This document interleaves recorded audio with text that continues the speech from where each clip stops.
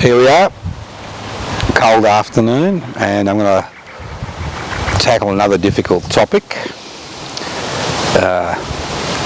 Initially you may find it difficult to work out the association, but inflation, increasing interest rates and war, winners and losers. In many regards, the two fundamental issues confronting Australians today in 2023 is in inflation, increasing interest rates and the possibility of war. I know it sounds a little bit melodramatic, the possibility of war, but considering what's happening in the world today and how we've gone back to Cold War mentality, I think it's important that we look at these issues, and they are totally interrelated, not in terms that you would think, but in different terms. Let's look at increasing interest rates and inflation. Now, obviously, the people who are affected by increasing interest rates and inflation are, to a significant degree, people on limited incomes, people with business loans, people with mortgages, people paying rent. So in reality, it's a significant proportion of society. But the people who aren't affected by increasing interest rates and inflation, who are profiting from this situation, are the 1% that own the means of production, distribution, exchange and communication, and to a lesser degree, the investment class, the 8% of people who've got enough disposable income to take advantage of this country's investment-friendly taxation laws to invest in property, stocks and shares. So at the end of the day, it's the people with less, the people who are basically powerless apart from casting a ballot every 3 to 4 years to elect a representative. The fact is that they are the ones who are carrying the burden. Now that would be reasonable if everybody carried the burden. It would even be reasonable if the 1% that own the means of production, distribution, exchange and communication and the investment class were treading water. But what we've seen is huge increases in corporate profits. Not as much for small-time investors who are treading water, but large corporations. 70% of inflationary pressures, and I'll repeat it again, 70% of inflationary pressures are due to increasing corporate profits, not to increasing small business profits, but increasing corporate profits. 70% of inflationary pressures. While wages don't keep pace with inflation, the fact is the salaries of CEOs and people in the upper echelons of society have increased in the last 12 months on an average between 15 to 20%, which is almost triple the inflation rate. Almost.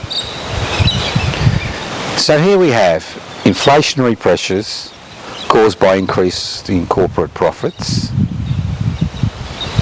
and we have the bulk of society, people on wages and small business, carrying the can.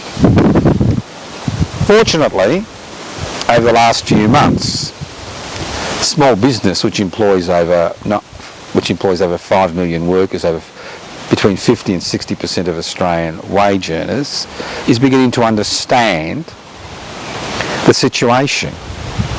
For far too long, they have flown the flag of the corporate sector, believing that if the corporate sector increases profitability, their profits will increase, but obviously it doesn't work that way.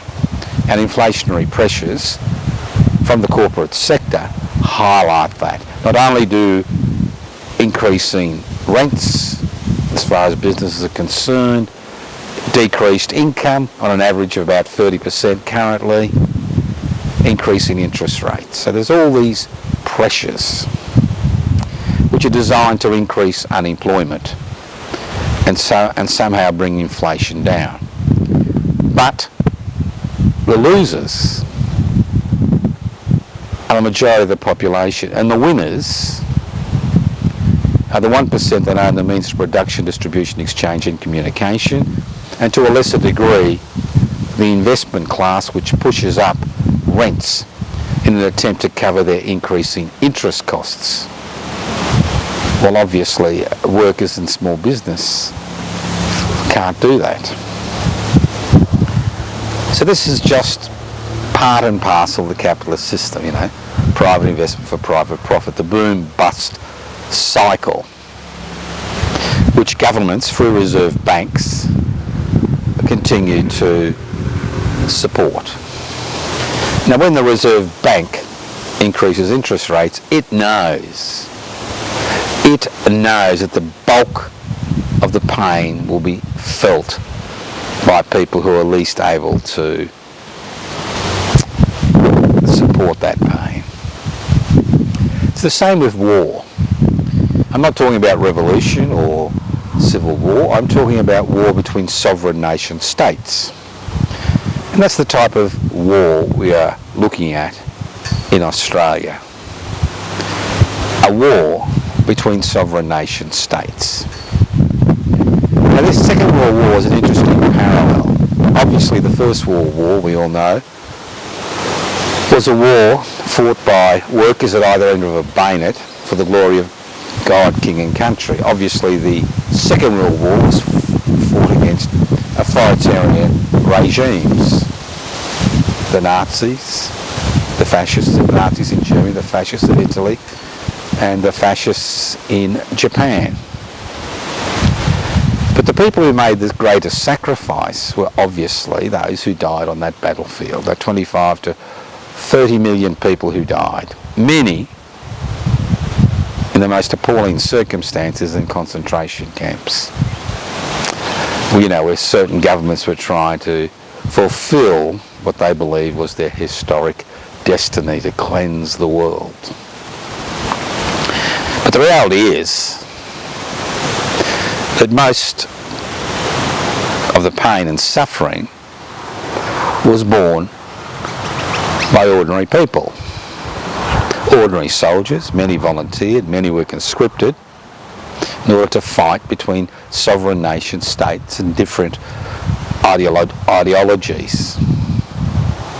The difference is, then at the end of the war, when the victors returned home,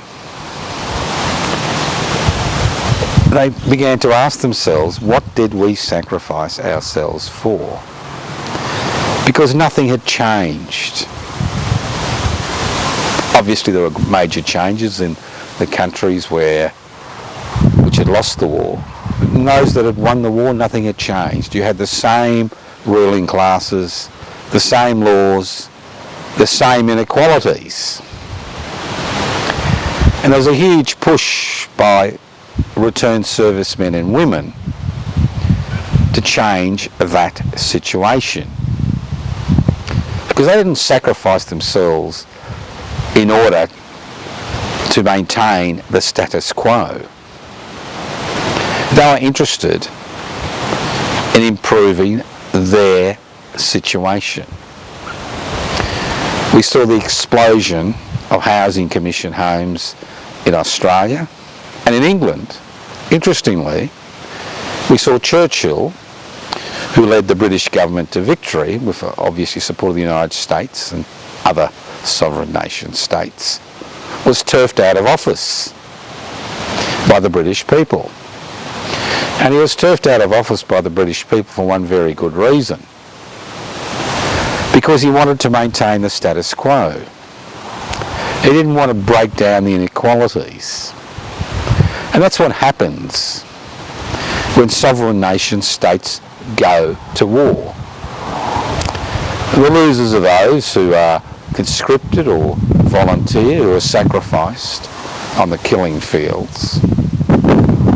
The winners are those who continue to exercise power.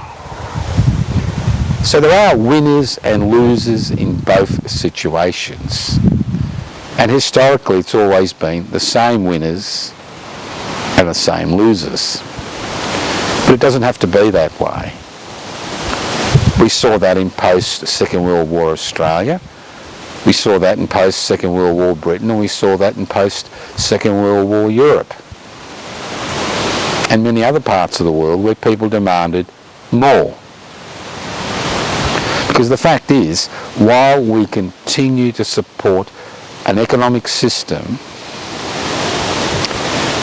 which is based on deregulation, privatisation, corporatisation and globalisation, while we support the status quo, while we continue to support the inequalities that exist in our society, while we continue to fight amongst each other because we speak different languages, follow different religions, accept different ideological principles, the fact is that nothing will change. Because the 1% that own the means of production, distribution, exchange and communication, let's not forget that in Australia that 1% own 60% of the nation and the resources, and the bottom 35% own 1%. Let's not forget that we've got a multitude of charities in this country, one of the richest countries in the world, trying to raise money for various good causes. For trying to raise money to prevent hunger, trying to raise money to prevent homelessness, trying to raise money to ensure that everybody has access to the public education sector. And the fact is that while we continue to accept that inflation will occur, that interest rates will increase, that wars will eventuate, while we accept that methodology and that way of thinking, we'll continue to be bedeviled by the same problems. Now, public interest before corporate interest was formed in 2015 in an attempt to address these issues. Not just cultural issues, not just issues based on gender inequality, not just issues based on sexual differences, sexual preferences, differences based on race, but a more fundamental difference. A difference which is based on inequality, structural inequality, structural exploitation. We hear the word disadvantage. The issue isn't disadvantage. The issue is structural exploitation. The issue isn't saber-rattling between sovereign nation states in order that their ruling classes continue to rule. The issue is us accepting those inequalities, accepting those structures, and more importantly, willing to sacrifice ourselves and our children to maintain that inequality. That is the issues we face every day. And unless we begin to put the interests of the many, the public interests, before the interests of the few, the 1% that own the means of production, distribution, exchange and the communication, and the 8% of Australians who have enough disposable income to become part of the problem, not the solution to the problem, we will continue to have inequality, we'll continue to have inflation, we'll continue to have increasing interest rates, we'll continue to have a boom-bust economic cycle, we'll continue to see the same people lord over us, and more importantly, we'll continue to see our political structures, our parliamentary democracy, dominated not by the people who elect representatives to Parliament, but dominated by the 1% that own the means of production, distribution, exchange and communication, and to a lesser degree, the investment class, determining what are and are not fundamental, central, important issues. We could remove the spectre of poverty tomorrow. We could break down the winners and losers endless cycle that we're faced with. You don't even need a violent revolution. You can do it for a parliamentary system where parliamentary representatives take on the issues that face people, where they are willing to make decisions to bring back this country's resources into the hands of the people. We need to make fundamental, radical changes. This is a rich country. It has a minuscule population, 25 million people of the 7.5 billion people on the planet. It is blessed with extraordinary resources, and it looks like we won't even be able to give a voice to this country's First Nations people. Just an extraordinary situation we find ourselves in, and we find ourselves in this situation because we have accepted the mantra that private investment for private profit is good. That war between sovereign nation states is inevitable, and we need to take sides. The reality is, if you want change, you need to work for that change.